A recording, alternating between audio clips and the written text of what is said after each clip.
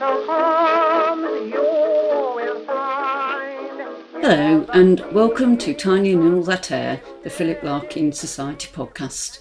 My name is Lyn Lockwood and this is our final podcast of the year. And I wanted to take a look back and a look to the future and just to get some updates on our guests from this year. It's been over a year since the first podcast was released on the 2nd of December 2019, and that first set of recordings spent all day in Hull with Eddie in the morning and James in the afternoon, and I never thought these would be the first and only podcasts recorded face to face by this time. I had plans to travel around the country with my microphone and notebook, but that didn't quite happen. And the actual weekend of lockdown, March 21st, was the weekend I'd arranged to meet David Quantick face-to-face at the BBC studios in Manchester. I was so excited. But anyway, through the wonders of Clean Feed and Squadcast and gadgets that can record phone conversations, I've met so many wonderful people that have uncovered fascinating links to Larkin, creative responses to Larkin, and thoughtful reflections on his life, poetry, letters, photography and much more, as well as his contemporaries such as John Betjeman, of course. And the COVID restrictions and general strangeness of the year has driven lots of people, myself included, to more listening to podcasts and just exploring what's out there in our virtual world while we wait to rejoin the physical world. My guest today is fellow trustee Rachael Galloway, who joined me back in May of this year to talk about our love of Larkin and our shared experiences of becoming a trustee of the Society back in 2015. We're also joined by some more former guests and new voices who have very kindly taken their time to record their reflections on the Larkin year and catch us up a little bit. So let's crack on, as they say in Sheffield. We're going to start with our chair, Graham Chesters, who was our guest in October, reflecting today on some of the work of the trustees, as well as one of our valued trustees who sadly passed away at the end of 2019. Hello, I'm Graham Chesters and I'm the chair of the Philip Larkin Society. I'd just like to offer some reflections after a rather odd year from the point of view of the trustees of the Society.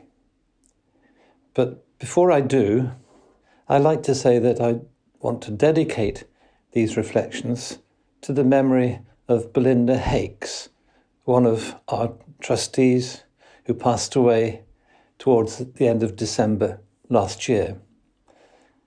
Belinda had served the Society for a long time in various roles as editor, as organiser of events, and as somebody who took on the responsibility, if you like, as an educator. And she did this with charm and energy and deep insight into Larkin's works. We still miss her. The trustees, as with all charities, have legal responsibility for the running of the organisation, but in this case, because we have no paid staff, the trustees also are responsible for managing the everyday work of the Society.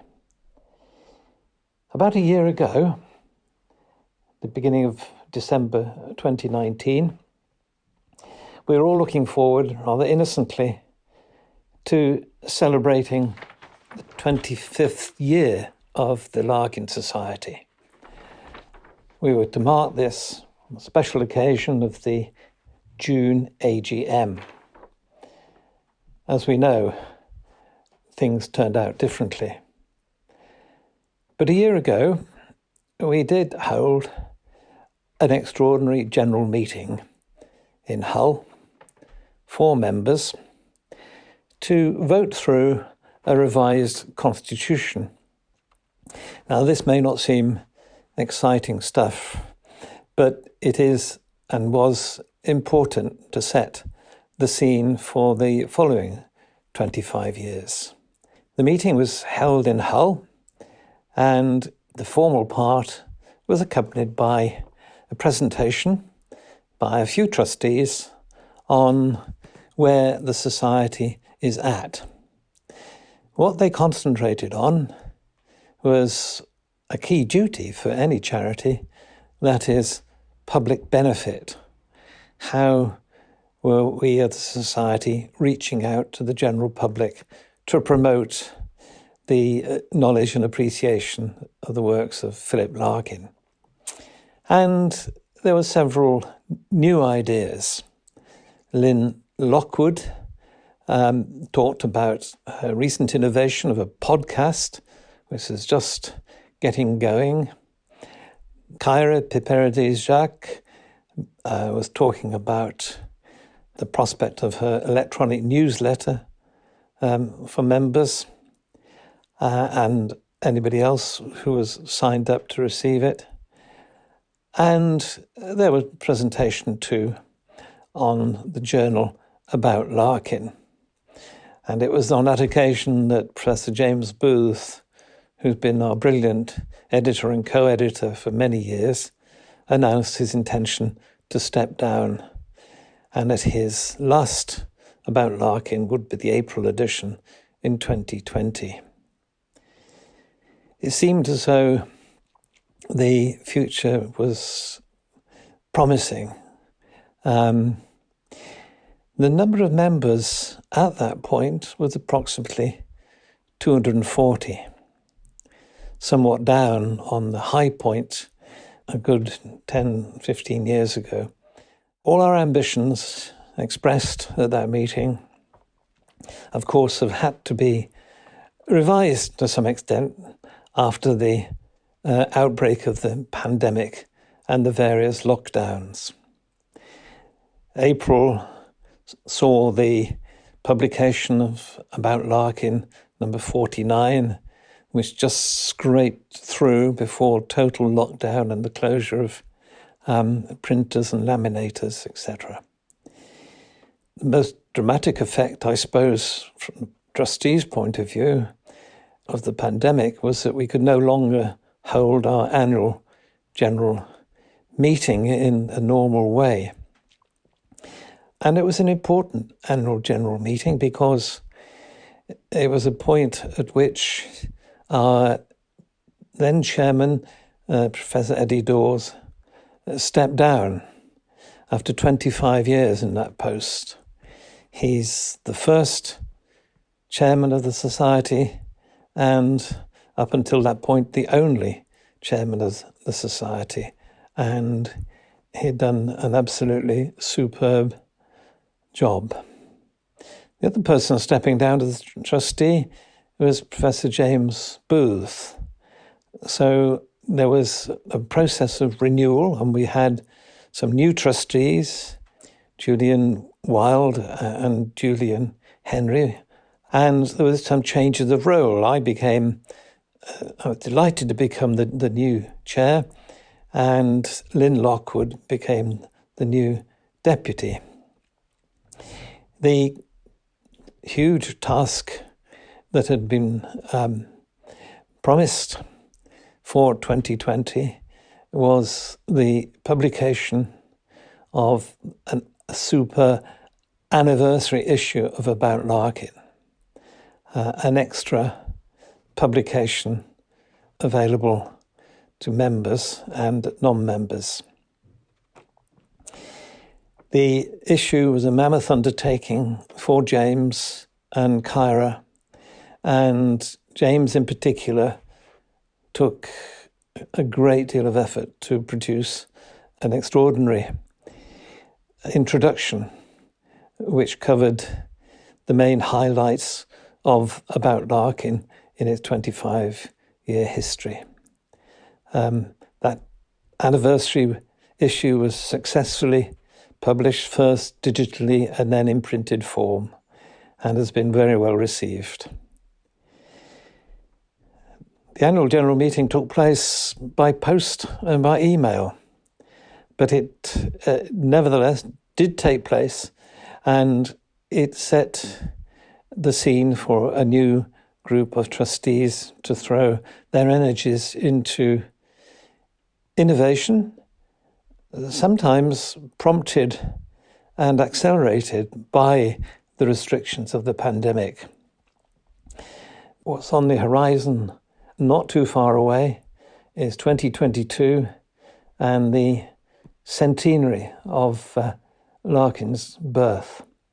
The Society has already got events that are firming up into reality, and they're working very closely with our sister charity, Larkin 100, established early this year to include other partners such as Coventry, who will be celebrating their year as City of Culture, the University of Hull, the Hull City Council. We'll be involving the universities in Warwick and Coventry. There's a lot to look forward to, and we'll be keeping you informed. So thank you for listening.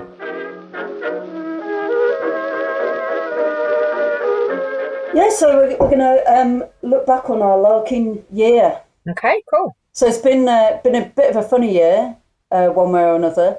But I think all the kind of strangeness of this year has been, in a funny sort of way, really good for the Society. As Graham said, it's forced us to innovate, if nothing else.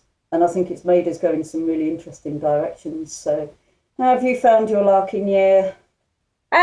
I totally agree with Phil. I think we've had to find a new way, and that is actually really exciting, because if you think back to when everything started kind of closing down, March all got a bit dark, didn't it? I even had to shut the shop for a while because of that kind of added risk of venturing out to the post office and handling stuff. I mean, there was a time when I wasn't even ordering anything from, other shops myself because of not wanting the postman or woman to make an unnecessary journey. So that was pretty dark. But then, actually, come the spring, there were lots of new exciting things happening. So obviously Kyra's newsletter, I think, and the quiz, and that sort of breathed a bit of life back into things. We did our podcast back in May.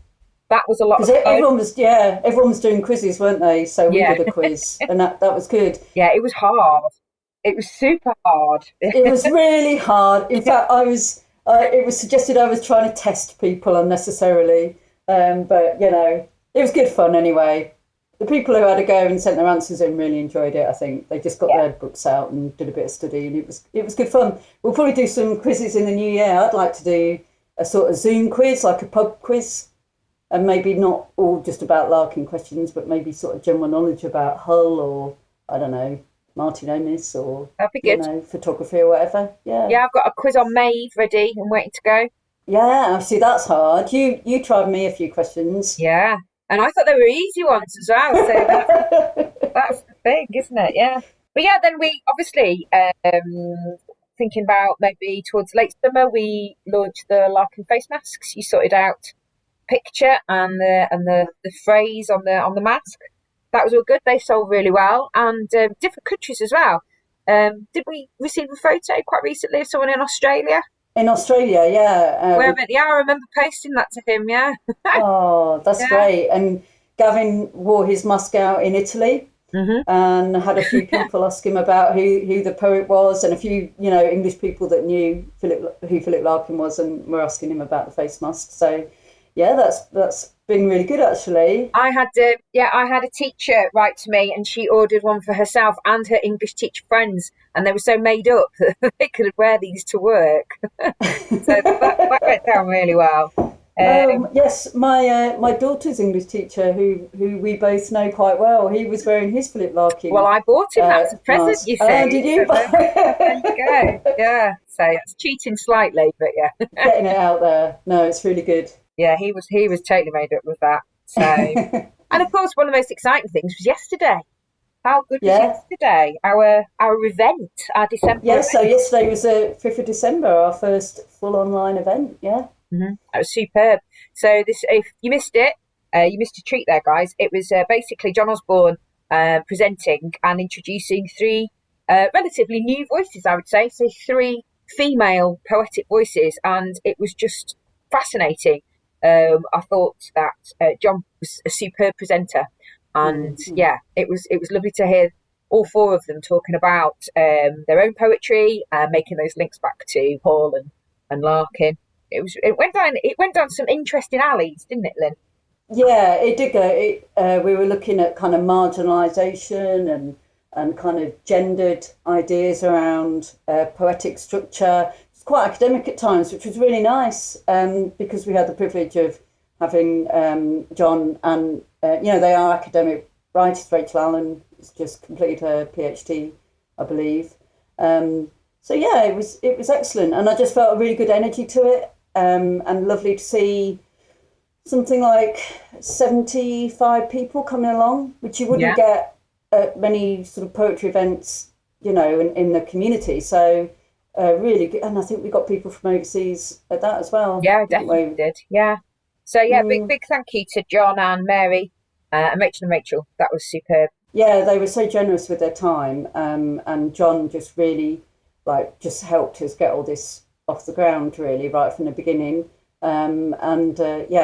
It gave me a lot of confidence for doing more of those kind of events in the new year. And I think what the Society is going to hopefully do is we want to go back to face-to-face events. Obviously, we want to see people, in Hull or wherever we choose to go. But I think there should always now be some kind of online option that it's filmed or live streamed or whatever, so that anyone can come, not just the people that can get to Hull or Coventry or London or wherever we might happen to be.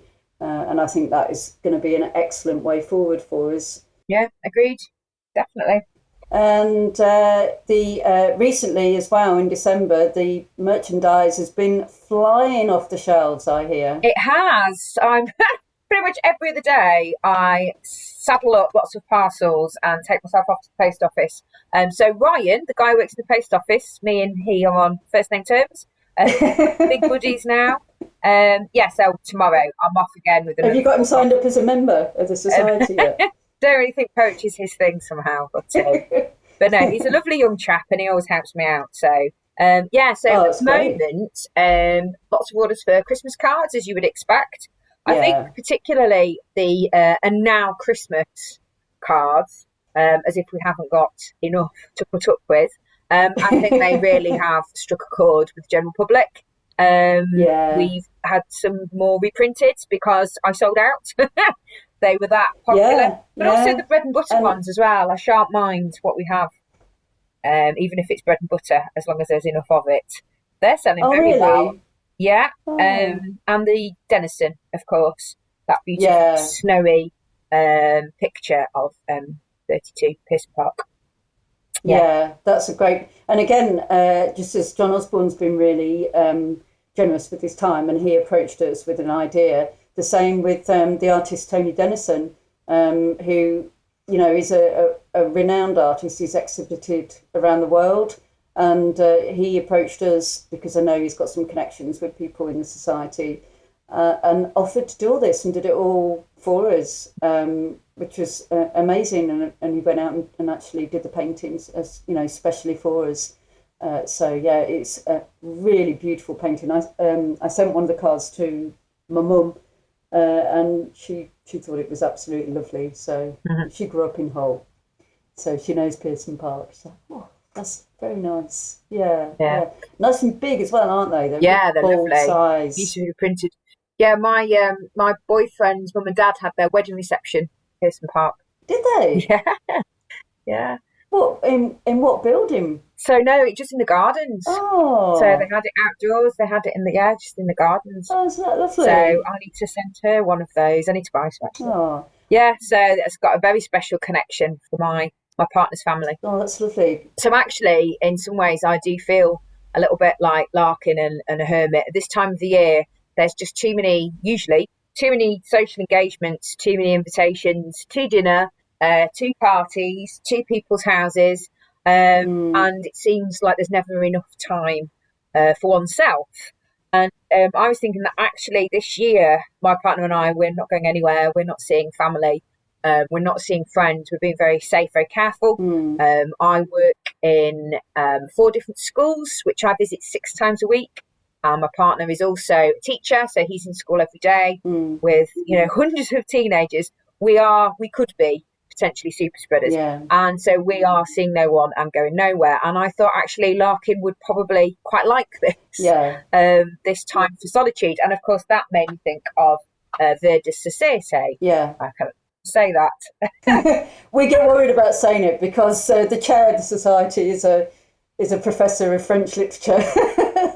So we know Graham's not going to be happy when we say Verdes Society. Yeah, he's corrected me already before it's even tumbled out of my mouth. But yeah, so I was thinking about all those forks and faces that I am avoiding this year, and trying to find a positive in that, because of course it's quite sad that I haven't got the choice, really. I thought that was a good poem to sort of to revisit. I don't know if you want to have a little look. Do you want to read it out? The whole thing? Yeah, read the whole thing. Yeah, that's what we're here for. Okay. My wife and I have asked a crowd of craps to come and waste their time and hours. Perhaps you care to join us? In a pig's arse, friend. Day comes to an end. Gas fire breathes. The trees are darkly swayed. And so, dear Warlock Williams, I'm afraid. Funny how hard it is to be alone. I could spend half my evenings if I wanted, holding a glass of washing sherry, canted over to catch the drivel of some bitch who's read nothing but witch. Just think of all the spare time that has flown straight into nothingness by being filled with forks and faces, rather than repaid under a lamp, hearing the noise of wind and looking out to see the moon thin to an air-sharpened blade. A life. And yet how sternly it's instilled. All solitude is selfish. No one now believes the hermit with his gown and dish talking to God, who's gone too. The big wish is to have people nice to you, which means doing it back somehow. Virtue is social. Are, then, these routines playing at goodness? Like going to church? Something that bores us, something we don't do well, asking that ass about his full research. But try to feel, because, however crudely, it shows us what should be. Too subtle, that. Too decent, too. Oh, hell. Only the young can be alone freely. Time is shorter now for company, and sitting by a lamp more often brings not peace, but other things. Beyond the light stand failure and remorse, whispering, dear Warlock Williams, why, of course. The thing I really love about this poem is the way in which, I think it might have been James Booth that pointed out how you've got those very strong rhyming couplets at the beginning, with the craps perhaps and the friend in the end. And then you actually get a sort of shift in rhyme scheme that's kind of a little bit confused and all over the place in the middle of the poem. And yet at the end of the poem, and of course talk a little bit about why maybe those shifts occur. At the end of the poem, he comes back to those very strong couplets with the brings things remorse and quotes. Yeah. And I really like that idea that within the poem he does kind of change his mind. He's going to refuse the invitation, and actually at the end it's not a poem he starts to write, it's an acceptance to an invitation. But what I really love here is the imagery as well, this idea of the moon and the trees. It's almost as if solitude will actually bring these rewards. Yeah. That you will have a poetic kind of moment and you will write something of a quality. And I think Larkin very much believed that he needed that solitude. He needed to be alone in order to be an artist. Yeah. And actually, of course, those things don't bring that anymore. This is quite a mature poem. It was written 1971. 71, yeah. So it was quite late on.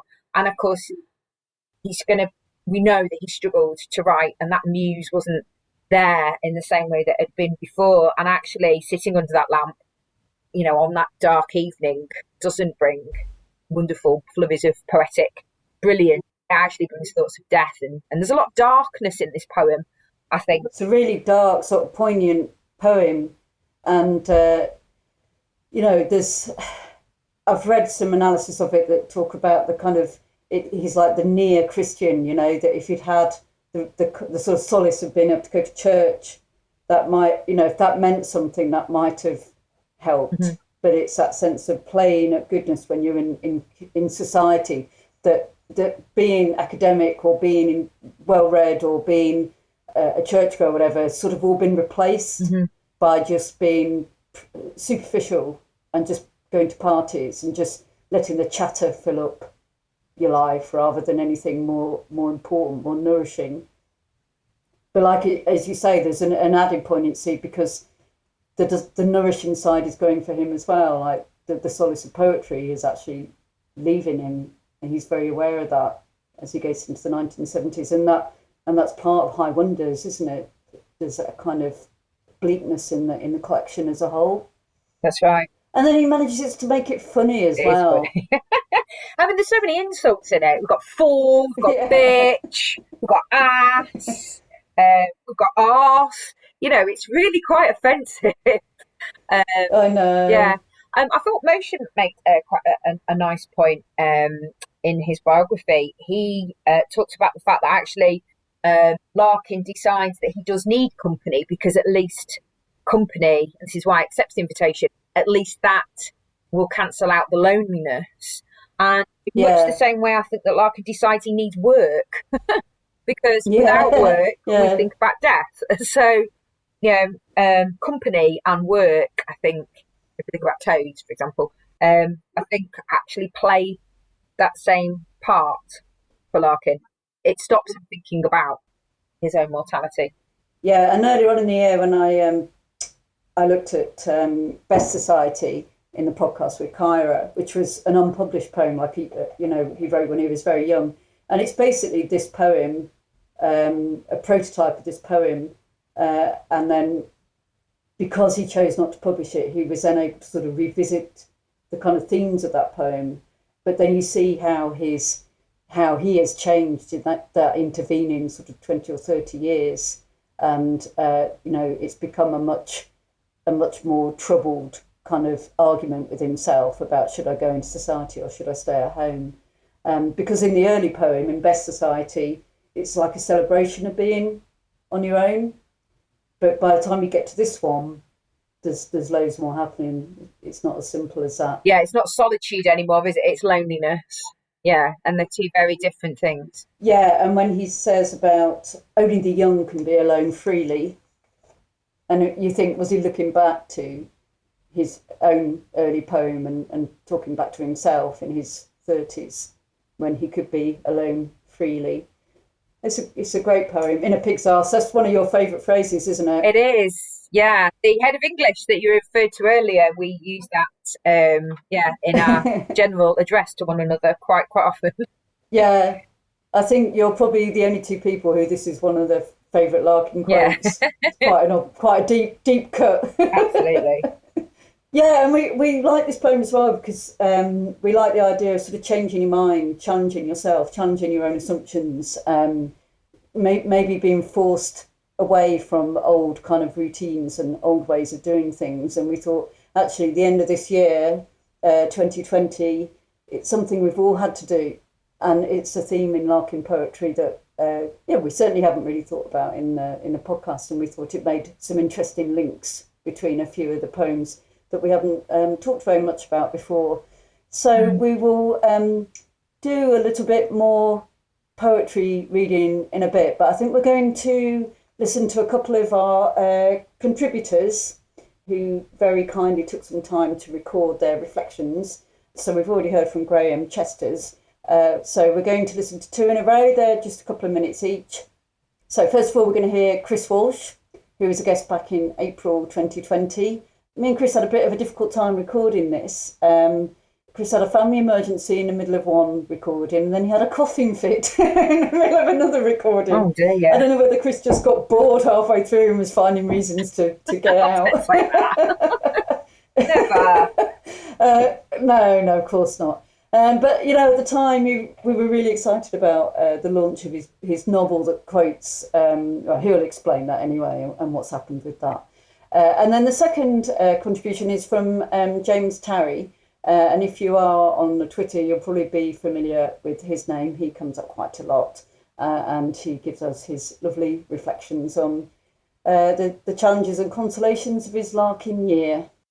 I think I recorded our interview, or rather you recorded our interview, back in February. And that absolutely seems like a different world, doesn't it? Now we're in December 2020. The only similar thing about it was that I remember when we recorded it, it was dark outside and it was maybe only about 5 p.m. or something. So we've gone full circle in the normal change of seasons, and yet everything is completely different, and it's been just the weirdest year, hasn't it? I'm sure everyone would agree with that. It's odd to look back at the summer now in its entirety. In many ways, we've all become hermits this year. So Larkin was kind of ahead of his time, being the hermit of Hull. I'm most definitely the hermit of Strood, Kent, now. It's not all been bad this year. There have been many good things about it, actually. I've discovered my area this year, and I've really got to like it. I'd lived here for a couple of years before this year happened, and I live in a very urban place, quite densely packed, and I just hadn't really explored the surroundings properly. And this year gave me a chance to. So the weather in April, for example, was beautiful, and I spent a lot of that time when I wasn't working. Luckily, I've had work this year. I spent a lot of time walking in the hills in the North Kent Downs, and just couldn't believe that 5 minutes away from my house there was all this beauty. It kind of made me my perennial missing of the North Yorkshire moors a little bit easier. But it's been tough as well, hasn't it? It was easier when the sun was up and it was summer. But as we've gone back into winter, it's become difficult. Obviously, back into lockdown as well. So they're kind of like Groundhog Days, aren't they? There's not much variety, or not as much variety in our days as we've had previously. And this is obviously something that Philip Larkin was musing on in many of his poems. Um, Difficulty sleeping as well. I have found this year that I've been waking up at really early in the morning and watching it get light around well, I haven't got curtains, but blind, and thinking about time moving, time passing. It's We've had a different experience of time this year, I feel, and I feel it marching and not being able to see my wider family. My parents live up in Yorkshire. We're both in tier three areas right now. I won't see them for Christmas either. And my parents are they're very healthy in the mid 70s. But I think we all feel time passing, and there is behind everything that's gone on this year. And thank God we're all healthy, me and my family, touch wood. But there is this darkness, isn't there? There's a feeling of foreboding and what will the next year bring. So I feel like Britain's been in a Larkin mood for parts of this year, and now, as I say, as we get back into winter, particularly so, uh, perhaps it's affected. The pandemic has affected the publication of my novel, The Dig Street Festival, as well. My publisher, Louise Walters, recently compared it to Pollyanna. Now, I hadn't seen Pollyanna, but I looked it up before my time, you understand. I looked it up, and yeah, I think it possibly is. My character, John, in my novel, is a good egg who seeks to make the world a little bit nicer to itself and its inhabitants in East London. So yeah, I'm glad I wrote a Pollyanna book actually. I wonder if Pollyanna is one of the seven story types. But the novel was originally going to be published in this month actually, December, and we Louise and I put it back to March at first, 2021, and now we've put it back to April the 15th, 2021. I'm happy about that. I still don't think we'll be able to have a knees up next April, even if the government allows it and does their sort of you must decide yourself what's safe, pushing blame approach. Yeah, I don't think we'll be able to. But actually, recently I attended a Zoom book launch for Kath Barton's book, Sweep of the Bay, her novella, and actually it was very enjoyable. It was quite good. It was a digital knees up, actually. It was great. So actually, yeah, that will do me if that's what we have to do, and then we can have a proper knees up later on in the year. We're looking for reviewers as well. It's actually just gone to print now, so the advanced copies should be with Louise and I by the end of December, and we're looking for it to be reviewed far and wide. It's literary fiction, humour, satire, and it's about a DIY store worker who plans nothing less than a love revolution in East London with some element of success. And the novel quotes a Larkin poem in full with kind permission from Faber. Home is so sad, which is a one of his best. I think we all agree.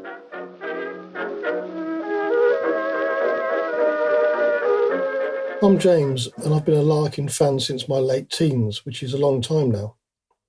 What the Philip Larkin Society has done this year has been a firebreak between business, politics and disease. The social media and the magazines have been a necessary distraction to adapt to what Larkin put for the Silver Jubilee. In times when nothing stood but worsened or grew strange, there was one constant good. He did not change. For longer than I can recall, whenever an ambulance passes, I've thought all streets in time are visited. This year there have been so many more visits. On the rare times I drag myself out for a constitutional walk in the park with the blurred playground noises, there is the consolation of poetry in the background. This has been a year without cricket. I'm not summer born, but I'm summer loving. Sitting at the county ground or at a test match, like Larkin did at Leicester or at Lord's, was a balm to my soul. It's impossible to get stressed watching the timeless play on a warm summer afternoon. So that's been a big loss this year. With the white noise of pandemic and insane politics, it's not so easy to delve into the long read of a novel. But there's always poetry, particularly the squibs, the afterthoughts, such as the Mower, and perhaps unusually, we met at the end of the party. The podcasts put out have been a welcome distraction. Particular mention to the James Booth episode, so I must have listened to all podcasts 2 or 3 times, maybe more, but certainly James Booth's 4 or 5 times. So that, in brief, has been what's important with regards to Larkin and the Philip Larkin Society for me this year. It's really nice to hear from Chris again, and I've kind of followed the fortunes of his book and the independent press that he's part of, Louise Walters, and they've been really supportive of the Larkin Society and the podcast, and I know they've done lots of tweeting with us, so it's been really nice to make that connection, and I'm really looking forward to reading the novel. If anybody's interested in taking up Chris's offer of reviewing the book, if you just go onto Twitter or if you just Google Chris Walsh or Louise Walters, you'll be able to find the contact. He's very good at getting in touch with people over Twitter. And if you're still struggling, just drop me an email and we'll get you together. But I liked what Chris was saying about finding a bit more out about your local area and going on walks that you never went on before. I think we've all done quite a lot of that, haven't we? Yeah, definitely. I've discovered parts of the River and Valley I didn't even know were there. So yeah, certainly. I've got into bird song as well. I've got this app on my phone called BirdNet, and so you record any bird that you hear, and it tells you which bird makes that noise, which has been fascinating. I didn't realise there were so many chiff-chaffs in this. They're all chiff-chaffs. I like a chiff-chaff. Yeah, but totally with Chris there. Yeah. And James, Tarry, I'm not a cricket fan, but he does make me want to go and watch cricket. I think I'd like to go and watch a game of cricket with James Tarry, actually. Yeah. We should do that next year. We'd ruin it for him, I'm sure, by yakking all the way through. What I really liked about James' contribution there was just this idea of poetry as consolation. Yeah. And I really guess obviously for him, the loss of cricket is, a pretty significant one. And I liked his links there to ambulances and to Mower. I thought that was, that was great. I really enjoyed that. Yeah. And I love that James is such a fan of the podcast. It's really nice to hear that the James Booth episodes have been so popular. And they are great to listen to. And I've had some brilliant guests. And I was having a look at the website that I use to distribute the podcast. And this year we've had around 6,000 separate plays altogether. Wow, that's amazing. Across all the episodes. So, yeah, it is really good. Congratulations. Just to reach out to people. Thank you, yeah. Oh, have you also told listeners about the exciting British Library opportunity? Oh, yeah. So earlier on this year, we were contacted by an audio archivist from the British Library, and they are now archiving the podcast. They identify podcasts that they feel has merit to go into perpetuity somewhere in the British Library dungeons, whatever they have in the British Library. So that's really exciting. It's great. So it's not in a British Library cloud then? It definitely is down in the dungeon, not up in the clouds. I think they probably do have a cloud, yeah. So this is Sally Button. She introduces herself, actually. She's not a Twitter person, but she does engage with the Society in lots of ways, because although I'm on Twitter all the time, there's lots of people that certainly aren't. And, we hope we reach out to people in lots of different ways. Anyway, so Sally Button's story is another story of a personal connection to Philip Larkin, and it's absolutely fantastic. I'm very, very jealous of her. I'm Sally Button and read English at the University of Hull from 1972 to 1975, when I was Sally Turner. I joined the committee of the English Society which produced the magazine Green Ginger, named after Land of Green Ginger in Hull, and in 1973, after Larkin had edited the Oxford Book of 20th Century English Verse, I interviewed him with a fellow committee member. When I went to his office, I was told by his loaf-haired secretary that he didn't grant interviews, but luckily he came in and overruled her. As I was a secretary for nearly 40 years, with brief forays into teaching before I retired in 2013, I can only imagine what she must have thought of me. I didn't know anything about Larkin's private life until the publications of Anthony Thwaite and Andrew Motion came out 20 years later. They didn't alter my opinion of him. I have carried a torch for him ever since 1973. I didn't really know much about his poetry or novels as a student, but started to read his work after his death in 1985. I sent an article of my interview to James Booth, who was one of my tutors at Hull, as I saw he was journal editor of About Larkin and thought he may be interested. It was featured in the April 2015 edition. After James edited Philip Larkin Letters Home, I thought, I've still got some of my letters home. So I sent him the one to my parents telling them about the Larkin interview, which appeared in April 2019's About Larkin. It received a mention in the Times Literary Supplement in May. It was then that I joined the Philip Larkin Society, so I've not been a member for long. I have found membership to be inspiring, especially during lockdown, and was pleased to be joint winner of both the lockdown quizzes. I'm not a follower of Twitter, but really enjoyed the journals, newsletters, and Lyn's podcasts. I live in Arnold, near Nottingham, and am in the literary group of the Arnold University of the Third Age. As we can no longer meet in person at the library, our tutor, William Ruff, has set up weekly sessions via Zoom, and we've been studying the poetry of Seamus Heaney, Ted Hughes, and more recently, Philip Larkin. I proudly wore my Larkin t-shirt at one of them and gave the Society a plug. I look forward to less restrictive times next year and hope to be in Hull and perhaps Coventry in 2022 to mark the centenary of Larkin's birth. Oh, it must have been so thrilling. You can hear the excitement in her voice, even now, just thinking back to 1973 when she actually went into the library and met Larkin. And I found the copy of About Larkin from 2015, where we published Sally's article. So it gives a little bit more information, and it prints some of the article as well. And they call him Dr. Larkin. So obviously he had all his doctorates and everything, his kind of labels that he used, which was good. We don't really use that anymore, do we? We don't call him Dr. Larkin anymore. And there's a really nice little poem that they published in the journal, which was the student journal, which was called Green Ginger. And it's called To Philip Larkin. And it says, "I've heard so much of Larkin, but find it very odd that no one's ever seen him. I think he must be God." And in many ways he is. Written by John Saunders. And of course, yeah. Yeah, so it's great. So yeah, thanks ever so much for that, Sally. That was really, really lovely.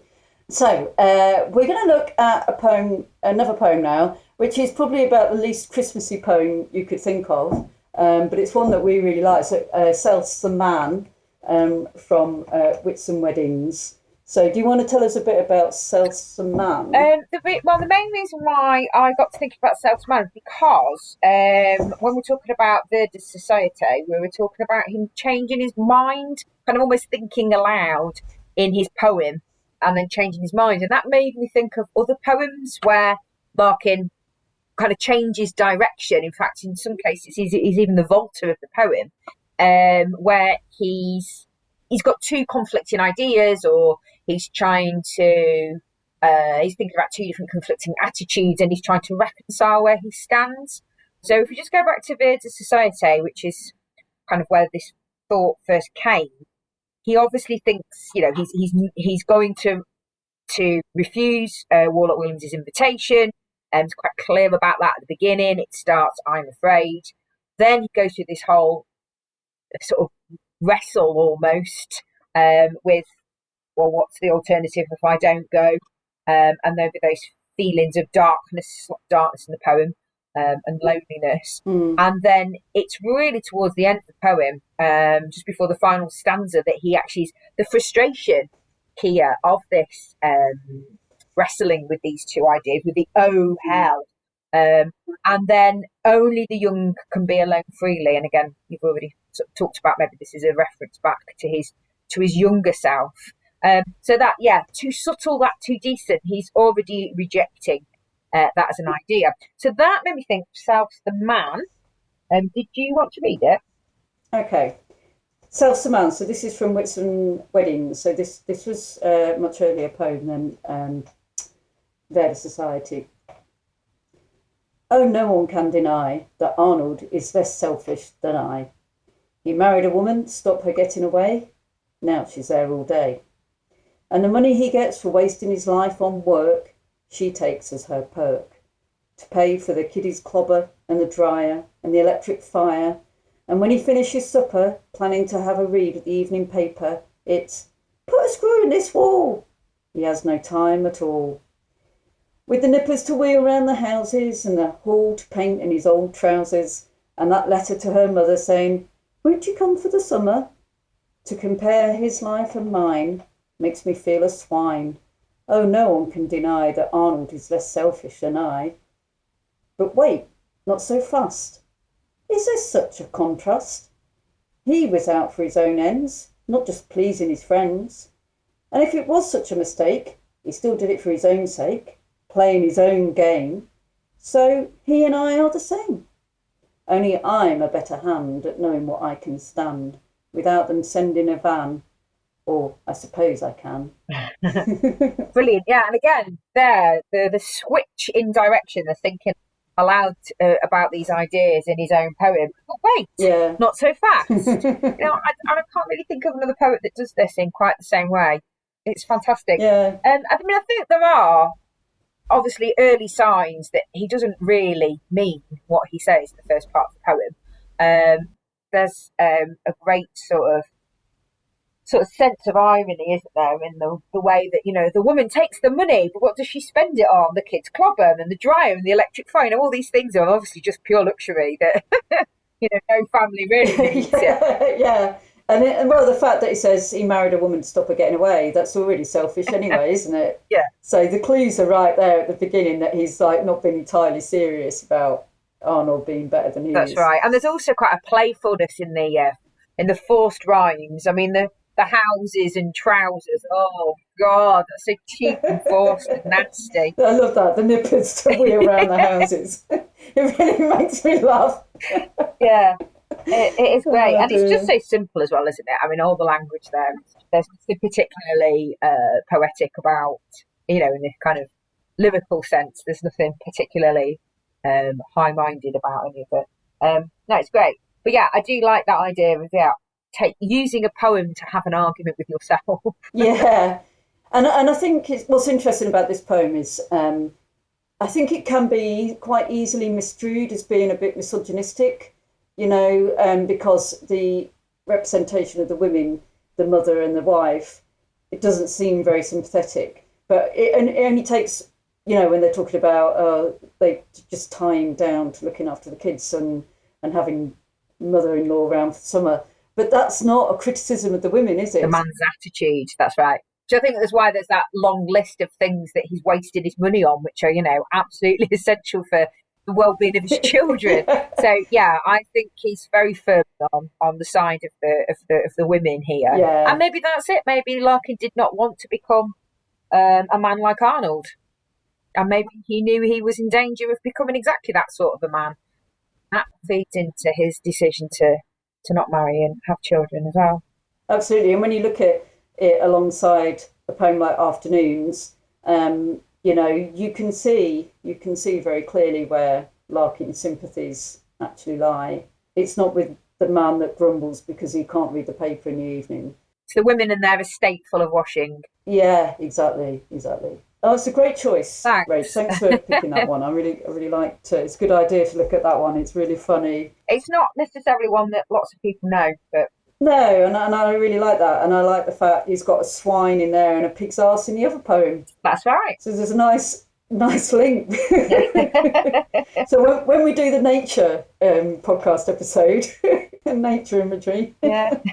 And also just looking at reactions to Larkin's poems, and another lovely thing that happened this year was one of our members, Sally Hawkes, got in touch to say she'd been writing pastiches of Larkin over the years, and she'd put them together into, it sort of looks like a little, like it is like a poetry book, but it's got that lovely sort of personal touch to it, like a sort of fanzine or something like that. Real sense of like labour of love. It's absolutely excellent. And I was really, really pleased that she sent a couple of copies to us at the Society, and I managed to get hold of one. And what she's done in this is every poem that she's pastiched or reacted to in some way, she's actually reproduced it, and then she's put her own poem next to it, which is really good as well, because you can see the two next to each other. And she did South's the Man, but she actually wrote it from the point of view of the wife. Oh, great. It's great, yeah. I'll give you the first few lines so you can get a sense of what she's done, though. She's called the wife Ruth, but that's nothing to do with the actual Ruth in Larkin's life. It was just by accident. And I think also because it rhymes with truth, which is really good for her. She needs it in this poem. Okay, it's called Love's the Game. Oh, surely that's the truth, that wanting children, Ruth had kids to hide inside the house when they all fought like cat and mouse. Love's dream of roses round the door, Ruth just wanting more and more. He's at work and wants a nest. Perhaps he tries his level best. At work he banters, what the heck? Then the nippers get it in the neck. So she sort of turned it round the other way, and that Ruth has got a dream of a lovely family home that she's trying really hard to put together. Yeah, it might be a bit idealistic, and maybe roses round the door are a little bit out of reach, but she's aware she's living that double life. She knows he's moaning about her behind her back and so-called banter and how he complains about the kids and everything else. So, I thought it was good. Yeah, she knows that the photo albums are lying next to the TV about their wedding. Yeah, definitely. And I think that's that poem that Sally's written is at the heart of Philip Larkin's poem. Yeah. She's not had to rewrite the poem at all. She's not changed the actual content in lots of ways. Mm-hmm. She's just given the voice to the wife. And even nippers directly taken. Nippers is a word we should bring back. It's not used enough. Nippers. The nippers. It does put Larkin into the sort of 1960s, doesn't it? The nippers. Yeah. Yeah, it's great. Yeah. Yeah, so I'd like to say thanks to Sally for the amount of work she put into that lovely collection and sending it across to us. So I hope she's still writing poems. It'd be nice to see some more. She's still doing them. Yeah, and actually, I've been in touch with another very creative podcast listener and member, Karen Nuttin, and we've set up a Larkin Embroidery Society. Did you know that, Rachel? No, There's now a Larkin Embroidery Society. That's fantastic. Yeah, there's only 2 members. That's just me and Karen. But if anyone else wants to join, all you need is some needle and thread and an embroidery hoop. You have to get that yourself. We don't supply it. But it's free membership. But I did my stitching. Well, you've got some Larkin embroidery in your house, haven't you? Yes, made by you. That I've done. And my sister. Some by you and some by Jane. Yeah. So I do have form with this. And then earlier on this year, I did some of the words from Best Society as a kind of embroidery picture that's now up on my wall in the office. And then Karen did some lines from Spring. It's really beautiful. It's so pretty with sort of flowers and things like that. The first 4 lines of Spring by Philip Larkin. And then after that, she took the cover. You know, when James Booth was on the podcast and he was talking about the name of his book, Life, Art and Love. Yeah. And he said it wasn't until afterwards that somebody pointed out to him that it could have been read Lie, Fart and Love. Oh, I thought he did that on purpose. I can't remember. Oh, maybe he did. Yeah, I thought he said that was his little joke to himself. The lie, fart. Lie, fart and love. Talk about Mandela memories. Just forget things. But or remember things wrongly. But anyway, whether it was intentional or not, it's still great. It is really good. So Karen took the drawing of Larkin and his bike on the cover of James's book, and she retitled it Lie, Fart and Love in her embroidery. So we have 2 more contributions to play. So we're going to hear from Julian Wild, who Graham Chester's mentioned is one of our new trustees who joined us this year. He has been a great new member of the committee. I mean, have we actually sat in a room with Julian? I don't think we have we? No. Only ever met him online. Yeah, we've met him online a couple of times. Yeah, it's a shame. Hello, my name is Julian Wild, and I became a trustee of the Philip Larkin Society at this year's AGM. I've lived and worked in and around Hull for most of my life, so my connection with Philip Larkin, the city and the East Yorkshire countryside he cycled around is very real. I'm a lawyer, and I have to admit that my fascination with Larkin was based on his life and his interests rather more than his poetry. At the start of the COVID lockdown in March, I wanted to find out more about Larkin, so I asked the chair of the Philip Larkin Society, Graham Chesters, what I should read. I've known Graham for many decades, and he referred me both to the original Andrew Motion biography and the more recent biography by James Booth, Philip Larkin, Life, Art and Love. I decided to go with James's book because it was written quite recently in 2014, and it was one of the delights of early lockdown. It's extremely well written, very readable, and as the title suggests, gives a well-balanced account of Larkin's life, his working career as a librarian, his complicated love life, his wide-ranging interests such as photography and jazz, his politics, and of course his poetry interwoven with the various stages of his life. James Booth was until this year a trustee of the Larkin Society. His book has enriched my knowledge of Larkin and brought me into contact with the other Larkin trustees, resulting in me joining them this summer. I can't recommend his book highly enough, and I hope you enjoy reading it. To use Julian's own words, the delights of early lockdown, that's just made me think. There were many recordings. Julian recorded himself reciting a number of Larkin poems, put them on YouTube. They were fantastic. Check them out. Toads, Skin, Spring, Atgrass. I think I remember him saying that his son helped him out with putting some images together to complement the poems. Yeah, his son Jack. Yeah, they're great. He's credited on there. Yeah, they're beautiful. So if you just Google or just go onto YouTube and put in Julian Wild Larkin. Yeah, they're all still on there. Yeah, they're all on there. Yeah, he's got a wonderful voice. Yeah, so that was definitely a positive of my year in Larkin. Yeah, that's great. Thanks, Julian, for sending that across. So we are coming to the end of this podcast, and I think we've pretty much covered everything. Considering it's been a lockdown and all that kind of stuff, and everybody's had a lot on their plate this year, and it's been a difficult year for all of us. It's also been a very very busy year and a really good year for the Society, I think, wouldn't you say? Yeah, definitely.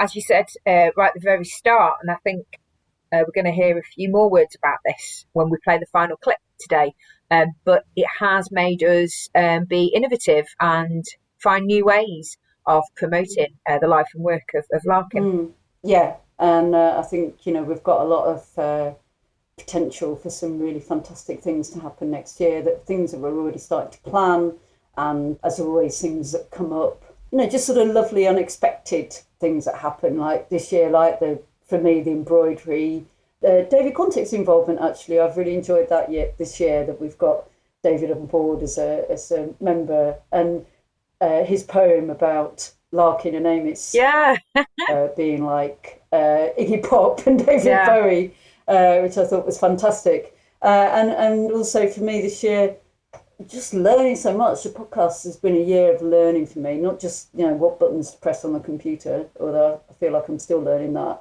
But also, like the Betjeman, I've learned so much about Betjeman, and all the reading that I'm doing for next year, future podcasts, I'm learning more about Sidney Bechet, Barbara Pym, Kingsley Amos, and all different kinds of themes in the poetry that's coming up. So we're planning we're in the early stages, aren't we? Thinking maybe doing a podcast about direct address poems. Yeah. And having a podcast that really looks at poems in a lot of detail, because I think that's what we like doing the best. We do. But a close reading. Close reading, definitely. So we're going to end with Philip Pullen. He will be familiar to listeners because he was a guest on the podcast earlier on this year. And we hope he'll come on again next year. And he's just very... we thought we'd end with Phil because he has a lovely way of drawing together some of our hopes for the future, for next year and for 2022. So we thought we'd leave the final words with Phil. So thank you very much. And happy Christmas, everyone. Yeah, happy Christmas. Thanks for listening. See you in 2021, won't we, Rach? Yeah. Bye. Bye. 2020 has not been the best of years in which to begin planning a major Larkin centenary involving a series of face-to-face events across the whole of the British Isles, which was my vision way back in January. Even then, 2 years seemed a relatively short time period in which to do all of this. But we were beginning to get some momentum together. The fact that Coventry, Larkin's birthplace, was to be a very worthy city of culture in a year's time added further excitement and urgency to the cause. And when we had a meeting with the Arts Council in Birmingham at the beginning of March, bringing together some of the major players in this enterprise, I felt a real sense of direction. Things were about to happen. Things were getting off the ground. Well, we know what happened after that.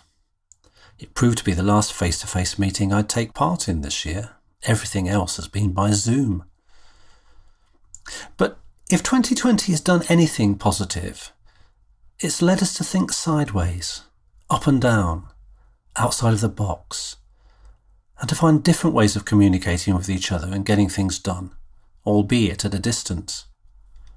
And inevitably, this has influenced a lot of our thinking about what Larkin 100 might look like in 2022.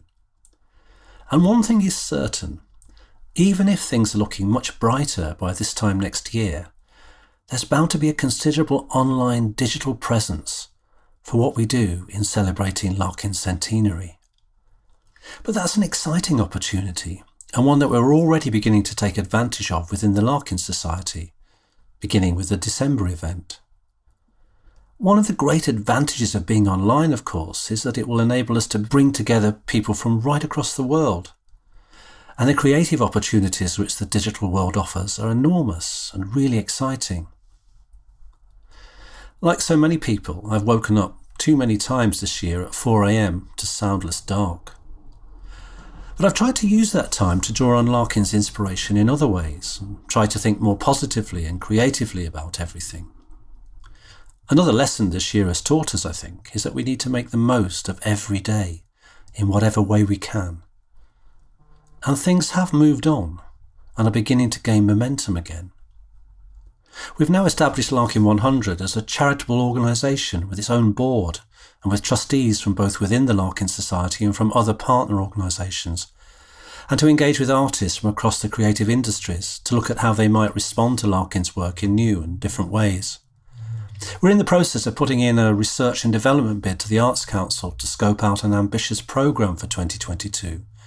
And the fact that Coventry City of Culture Year will now start later and extend into 2022 gives further reason for us to make sure that Larkin is well represented there. With that in mind, we've begun work on a photographic exhibition called Larkin the Teenager, which will hopefully begin life in Coventry and travel on to Hull, as Larkin himself eventually did. I'm particularly excited by this, not only because I'm myself a Coventry kid, but because it will involve some previously unseen images of Larkin's youth and childhood years, and will add new perspectives on these. And we hope these will engage the young people of today, whose experiences are not entirely dissimilar from those that Larkin himself went through and wrote about. One of the most exciting elements of this for me personally is to focus on the places that meant something to Larkin, because he lived there or visited them, and because they had resonance for his life and work. That's a real driving force behind Larkin 100. I'd planned to visit so many of these places this year, but sadly I've only been able to do that via the internet. Next year I hope will be different. Next year I intend to make up for it. Next year I want to retrace Larkin's steps in the Scottish Highlands, revisit his Belfast haunts, take the bus journey that he and his mother used to take every Easter from Loughborough to Lichfield to visit the family graves, a journey which used to involve a total of 8 changes of bus. And I want to take a holiday in Sark, as Philip and Monica used to do, where there are no buses or cars. Will this be possible, I ask myself? Well, we shall find out. But I hold on to hope, and I hold on to these words. It will be spring soon. It will be spring soon.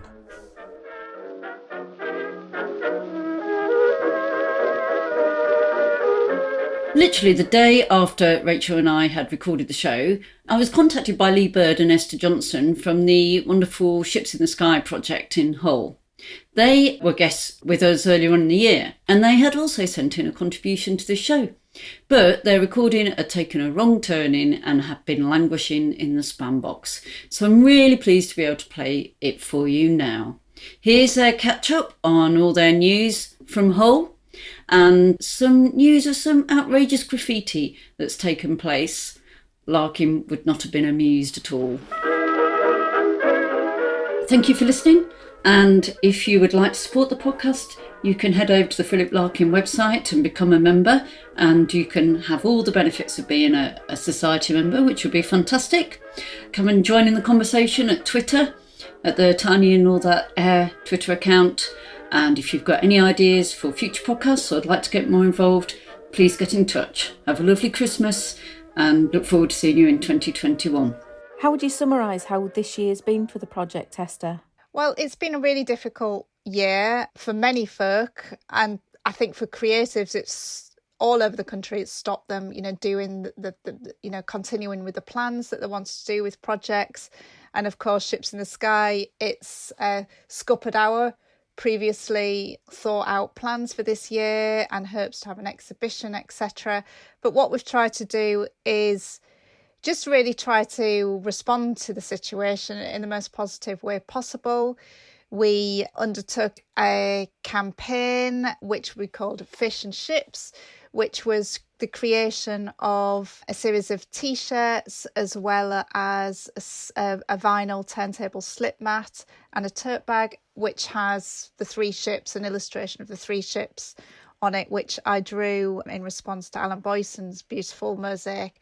And part of the proceeds for these items has gone to charity, to food banks in both Hull as well as around the country. So a really kind of much needed charity initiative at this current time. So we tried to respond to it in that sort of positive light. And recently, because the initial run has been so successful, recently we undertook another run of T-shirts, but in the city's football and rugby team colours. And it's also enabled us to connect with a new audience. So it's really been trying to keep the momentum going and the interest in the building. And another aspect that we also did is we released a series of the oral histories which we recorded, and we released those online. The full interviews are on the Untold Hull website, and then the Ships in the Sky website has extracts of those. So yeah, tried to respond to it in the most positive way possible, really.